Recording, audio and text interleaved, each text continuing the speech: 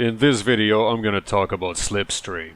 I purchased this game along with Horizon Chase Turbo due to me having a gigantic hard-on for old school driving games. Needless to say, I began with Horizon Chase Turbo since Barry Leitch is my guardian angel, and in hindsight it was like beginning with the chocolate cake and then moving on to the appetizer. Horizon Chase Turbo was developed by a team of over 20 people. Slipstream was developed by one dude. This, right off the bat, should give you an idea of the expectations to build up regarding each game. It is not so much a battle of David against Goliath as it is Marge Simpson versus Charles Montgomery Burns and his 10 attorneys. What Horizon Chase Turbo is to Top Gear, Slipstream is to Outrun. You grab your car and you barrel down a road at ludicrous speed, tackling corners along the way, avoiding traffic, and choosing between branching paths every so often. Get through 5 stages and you win. That, in and of its own, is not too difficult. Slipstream introduces the concept of rivals against whom you will have a mini-race on each stage. Winning or losing against a rival does not confer any sensible bonus or penalty aside from points, so it is perfectly possible to win the overall race while still losing 5 times over. Each rival is made of a colorful personality, including but not limited to a stockbroker, an average neckbeard, a honest-to-goodness robot, and Bob Ross himself. Controls differ in one significant way from the classic, in that you can drift around the corners. This allows you to conserve most of your speed at the expense of handling.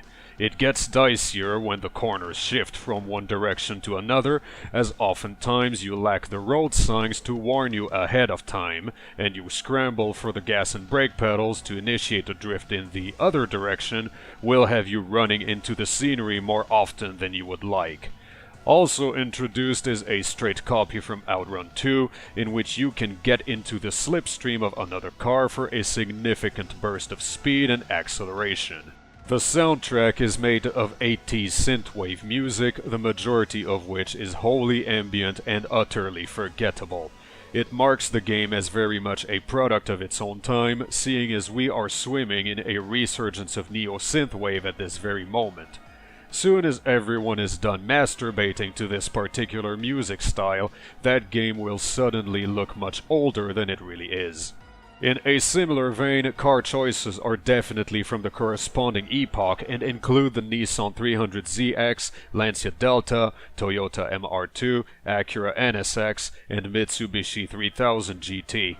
The difference in statistics looks dramatic at first glance, but in truth, they all handle roughly the same and it takes a lot of attention to notice the difference. You can win races comfortably with the slowest car in the game, although using the fastest one is also oddly satisfying, if only for the self-imposed challenge of dealing with its slow handling. 6 modes of gameplay are available: the Classic, in which you have the original Outrun style experience with branching paths, the Cannonball, in which you simply run from one random stage to another in sequence, the Single Race, in which you run multiple laps on one stage, the Grand Prix, in which you run multiple single races and upgrade your car along the way. The Time Trial is self-explanatory. And lastly, the Battle Royale is a variant of the Cannonball in which the last place racer is eliminated after each stage. There is a set of achievements and they exist only because it is the style of the time. Eventually, this will all seem as silly and outdated as putting an onion around your belt. They serve as an encouragement to try everything the game has to offer, but I feel that it would take away from the game's essence. If you want to do just the classic mode and never touch the others, more power to you. There is nothing to unlock. Everything is available from the get-go. If you want to throw a party and you just plug in extra keyboards or controllers or whatever, 4 players can go at it without a care in the world. Now, it is difficult to compare apples to apples when comparing apples to oranges is so tempting. Horizon Chase Turbo costs $16. Slipstream costs $12. In the former instance, you are seeking to recapture the thrills of the olden days in a professionally remastered version. In the latter one, you seek to encourage an artisan. For obvious reasons, you do not get the same value out of every dollar, but one has to consciously remind themselves that the vocation, the method, and the philosophy that led to each respective game are very different. Still, think for a second as to which one sounds more appealing at first glance. Think about which one is going to be remembered. One of these two games will be the star of the show, and the other will be a side affair to keep you busy for a futureless quickie while you are zapping your dinner in the microwave and catching a break before returning to the main event.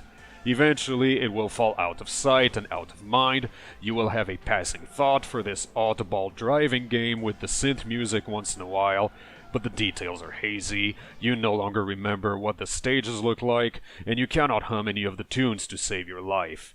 Slipstream accomplishes a necessary and yet thankless job between your choices of two grander and more involved video games that will engrave themselves into your mind much more easily, leaving the Slipstream experience as one that was best described by the Roman regarding the 2016 Ford Explorer. In short, this game is a fluffer on a pornography set.